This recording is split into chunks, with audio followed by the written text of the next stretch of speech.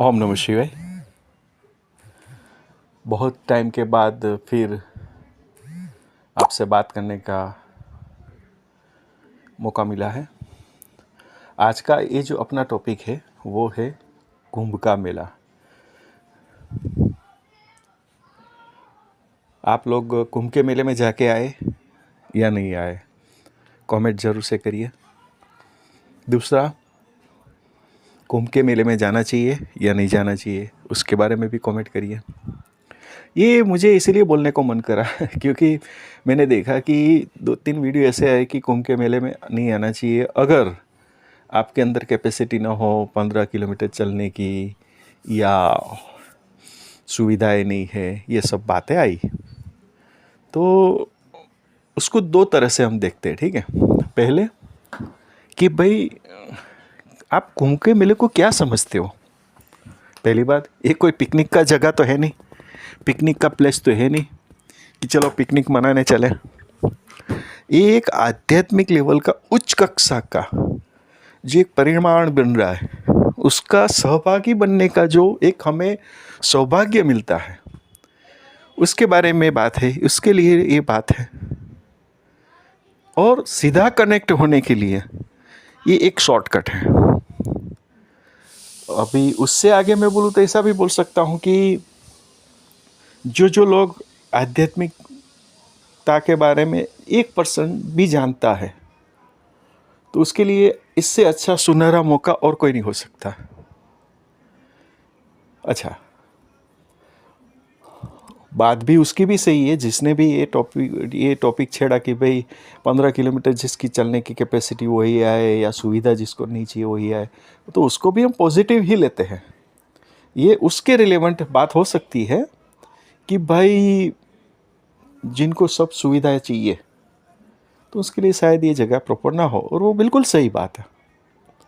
तो फिर आपको अपने आप को सवाल करना पड़ेगा कि तो फिर आप जो आध्यात्मिक लेवल पे जो आप इच्छाएं रखते हो, कामनाएं जो रखते हो, वो क्या संभव ऐसे ही हो जाएगी सुख सुविधा प्राप्त करके?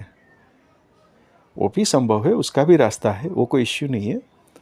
पर ये एक सवाल होता है जब हम शिव की प्राप्ति के लिए, ठीक है, ये जो मेला है उसके अंदर हमने देखे है कि यहाँ पे कहने का तात्पर्य क्या है, एक समन्वय है। आप समझो किस चीज़ का समन्वय है? पुरुष और प्रकृति का। अच्छा, दूसरा, उसके अंदर जैसे हम जानते हैं, आप हमसे कुछ ज़्यादा जानते हैं, यहाँ पे साधु गण सब लोग आते हैं। तीसरा, सेवा देने वाले आते हैं, जैसे भंडारा चलाता है, कोई और तरह की सुविधा करता है, कोई सफाई में लगता है, कोई अलग अलग जो भी जिसकी जो भी कैपेसिटी है वो उसके अंदर अपना अपना योगदान देता है। तो क्या हमारी फ़र्ज़ नहीं है? यानी कि हमारी ड्यूटी में क्या आता है, हमारा योगदान क्या है? हमारा कम से कम योगदान इतना तो होना ही चाहिए कि 10-15 किलोमीटर चलना हुआ या कुछ सुविधा प्राप्त न हो तो वो एक इच्छित प्रसाद समझ के उसको भी अनुभूत करना चाहिए ना। उससे क्या दिक्कत आती है? ठीक है ना। तो आप देखो तो ये एक समन्वय का जगह है, यहाँ पे हर एक चीज़ का समन्वय हो रहा है। कोई भी साधु संत के बारे में आप जानोगे तो आपको पता चलेगा कि इतने सालों की वो तपस्या ये सब करके आए हैं। जहाँ तक मेरा नॉलेज काम करता है, तो ये जो कुंभ का मेले में जो ये 3-4 स्नान का जो शाही स्नान हम बोलते हैं, उसके अंदर मैं जानता हूँ कि आपको मुझसे ज़्यादा नॉलेज है, पर फिर भी मैं बताने का कोशिश करता हूँ कि इसके अंदर देव, दानव, यक्ष, किन्नर, प्रजापति, ये सब जो इस कक्षा के लेवल के लोग हैं, वो भी इस शाही स्नान में जो स्नान है वो करके अपने आप को एक अभिभूत समझते हैं और करुणा की लागनी या तो अपने आप को एकदम पवित्र लकी समझ के वो स्नान आदि संपर्क कनेक्टिविटी का करके वो अपने निश्चित जहाँ से वो आए हैं वहाँ चले जाते हैं।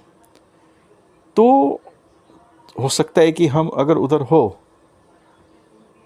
या तो आप समझिए कि ये कहने का तात्पर्य क्या है कि वो जो समन्वय है, आप समझिए बात को, ये पूरा जो सिचुएशन बन रहा है एक समन्वय बन रहा है।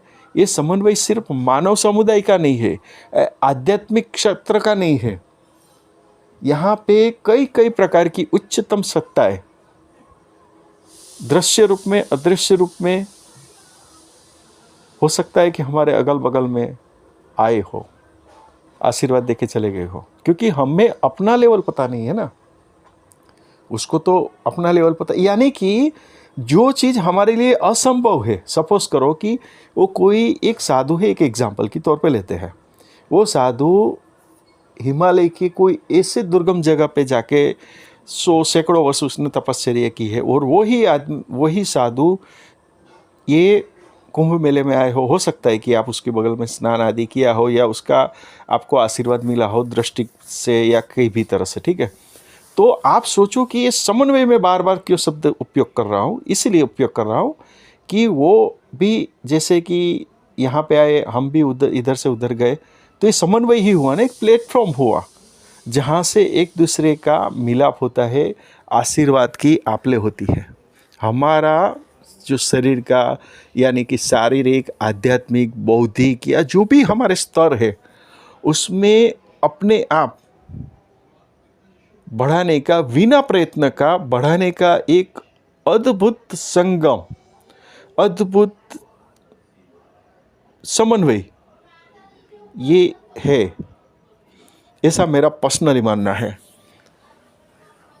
यहाँ पे मैं आपको ये बताने की कोशिश कर रहा हूँ कि अगर आप शारीरिक रूप से सक्षम न हो तो फिर आपको आना ना आना आपकी मर्ज़ी की बात है। क्योंकि होता क्या है, कभी कभी अगर आप शारीरिक रूप से कैपेबल ना हो तो हो सकता है कि आपके आने के बाद कुछ आपके साथ अनघटित घटना बनी, तो हो सकता है कि आपकी वजह से और कई लोगों को परेशानी हो जो आपके साथ आया हो, या वगैरह वगैरह, ठीक है।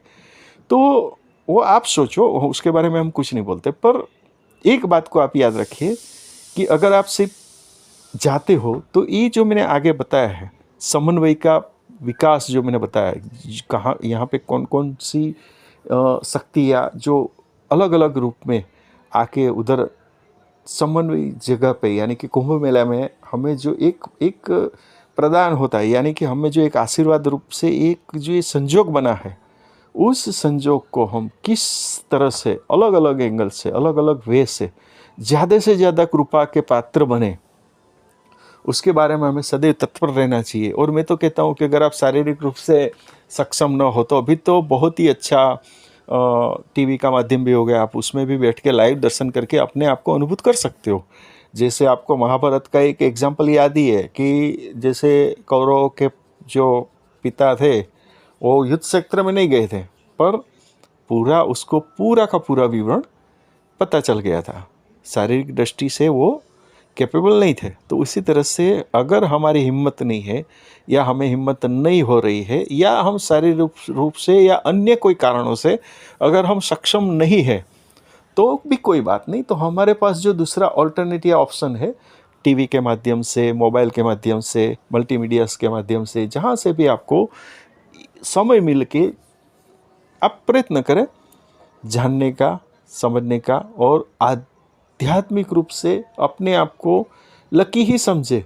क्योंकि आपको अगर आपकी दृष्टि से आप देख भी सकते हो टीवी से या मोबाइल से, तो उसमें क्या दिक्कत है?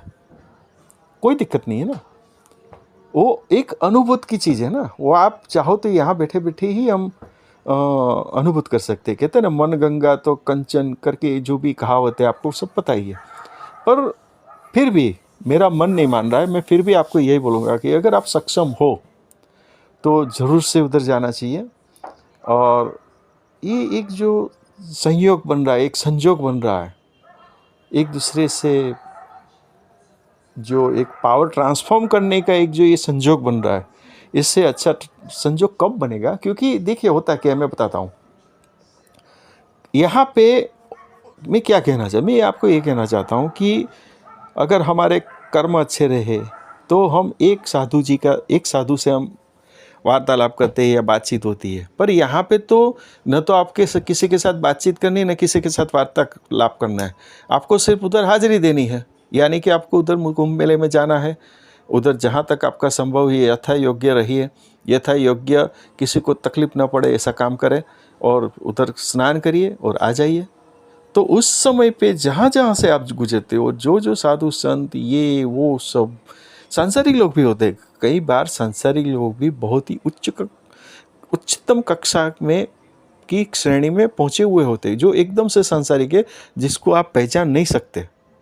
मैं मेरे आगे कई वीडियो में मैं बात बता चुका हूँ कि आपके साथ जो आपके दोस्त के रूप में चल रहा हो, आपकी गाली सुन रहा हो, या आपके साथ एक दोस्त से भी मतलब एक गहरा नाता करके चलता हो सकता है कि वो बहुत उच्च कक्षा में पहुंचा हुआ हो और आपको उसकी कल्पना भी ना हो कि वो उच्च से उच्च श्रेणी से भी उच्च कक्षा में ये अपनी एक सिद्धि लेके बैठा है।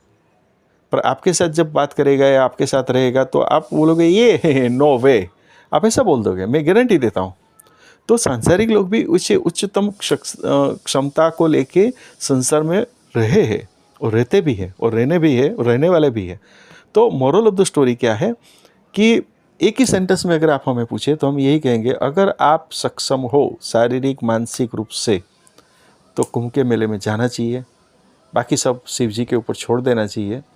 उसको जो भी हमारी जो शारीरिक मानसिक अपग्रेडेशन करना होगा, आर्थिक जो भी एंगल से उसको यथा योग्य लगेगा, वो मैं आपको गारंटी देता हूँ कि वो यथा योग्य जो भी अपडेशन अपने अंदर करना है वो करेंगे। हालांकि हम यहाँ पे बैठ के भी आपसे बात करें तो ये तो सीधा और निश्चिंत बात है कि उसकी कृपा दृष्टि हो गई है। तो हमारे में या आपके इस माध्यम के द्वारा जब आप सुनते हो तो जो भी यथा योग्य उसमें अपडेशन होना है वो तो होना ही है, होता ही रहेगा। क्योंकि ये जब इंस्पिरेशंस मिली है इस टॉपिक पे बात करने को, तो हमारी क्या हैसियत है कि हम उसके बारे में बात करें। पर आज अचानक से ये टॉपिक छेड़ा है और जो भी हमें एक इंस्पिरेशंस के रूप में जो एक भावनात्मक बात करने का आपको ये हमें जो मौका मिला आपको बताने का, तो हमने भी एक प्रयत्न नहीं छोड़ा है और ये प्रयत्न हम करके रहे हैं। तो आशा करता हूँ कि आज के टॉपिक भी आपको अच्छा लगा होगा। ओम नमः शिवाय।